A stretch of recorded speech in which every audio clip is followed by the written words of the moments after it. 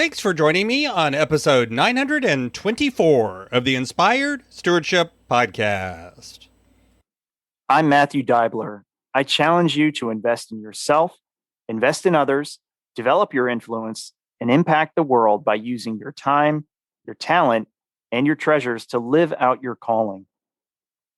Having the ability to focus on the calling of God is key, and one way to be inspired to do that is to listen to this, the Inspired Stewardship Podcast with my friend, Scott Mader. So what can you do to actually change it, or what can you do to help others change it? Focus on what you can control. Ignore those things that you can't control. Put them to one side. Try not to criticize yourself so much. Instead, try to examine what actually went wrong and what parts of it were things that you could have had control over, that you could have done something different. Welcome and thank you for joining us on the Inspired Stewardship Podcast. If you truly desire to become the person who God wants you to be, then you must learn to use your time, your talent, and your treasures for your true calling. In the Inspired Stewardship Podcast, you will learn to invest in yourself, invest in others, and develop your influence so that you can impact the world.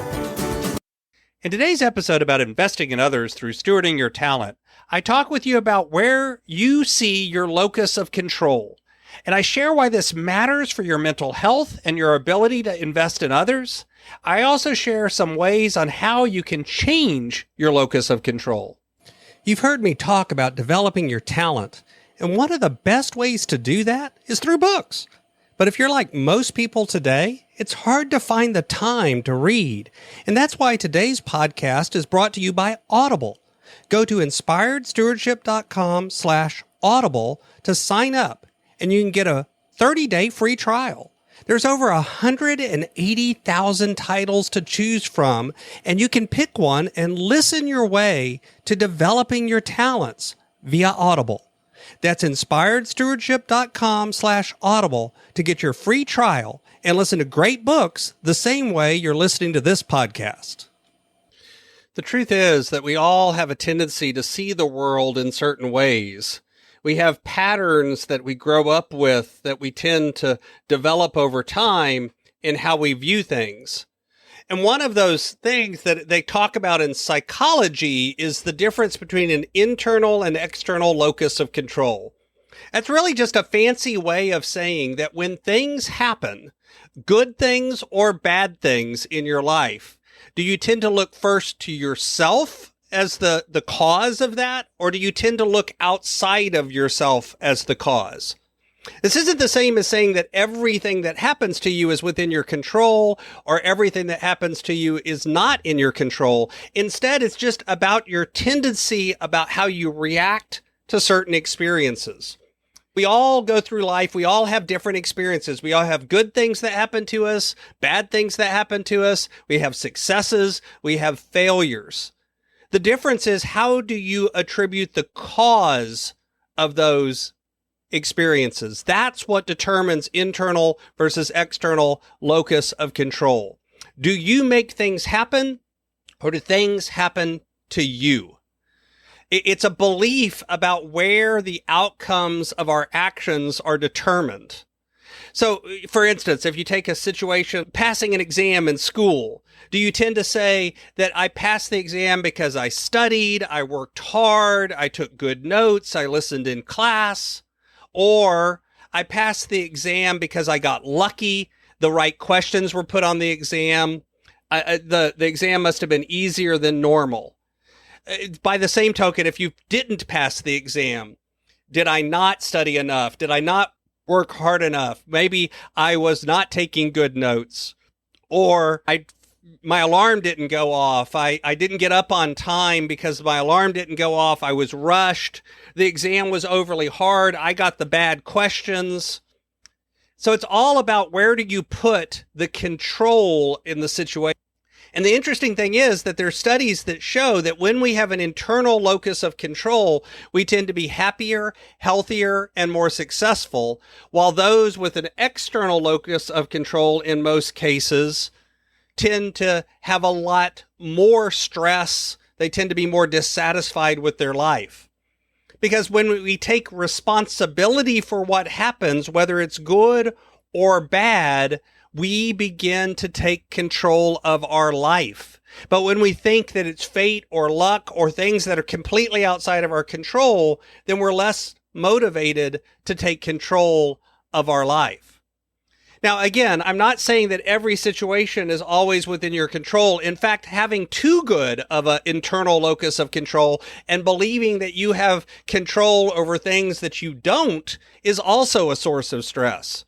So part of it is identifying, taking responsibility for your own actions, saying I when we talk about the things that happen to us, believing that you have some control over your own fate, believing in your own abilities and your own skills, believing that if I work hard, I can succeed, believing that I can change things and cause things to change and act differently.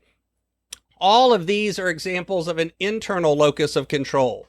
Blaming others, putting things down to success, to luck or chance, believing in fate, not us, we don't have any control over our own life, feeling helpless and powerless, not taking credit for your own successes. All of these are examples of having an external locus of control.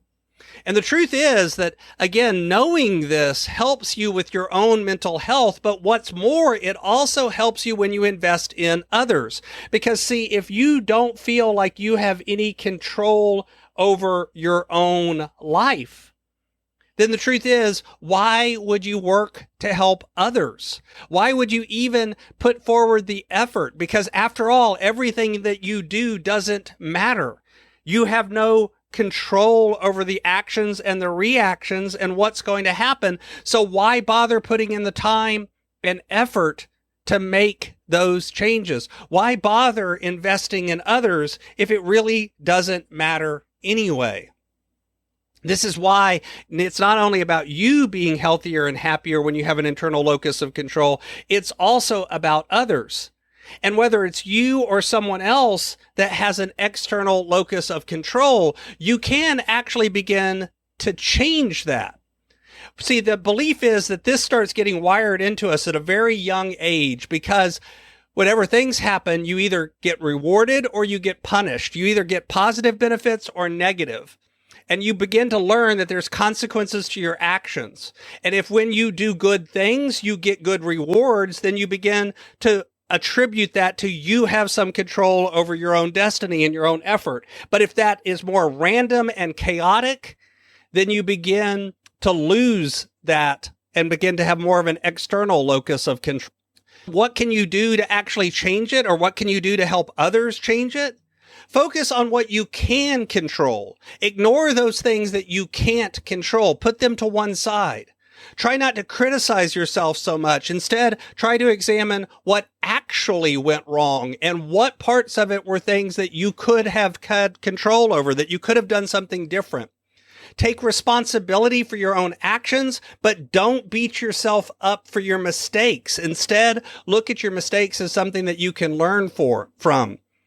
Surround yourself with supportive people. If your friends or your family are not supportive, try to find new people who are supportive of the fact that you can do something. And try to recognize that no matter how it feels, you do actually have some control over your life. Thanks for listening. Thanks so much for listening to the Inspired Stewardship Podcast. As a subscriber and listener, we challenge you to not just sit back and passively listen, but act on what you've heard and find a way to live your calling. If you like this episode on the stewardship of talent, you can go over to inspiredstewardship.com/talent and sign up for our 5-week series on the stewardship of talent. Or if you're in the U.S., you can text 44222 talent tips. That's talent tips to 44222 and get those tips. Until next time, invest your time, your talent, and your treasures. Develop your influence and impact the world.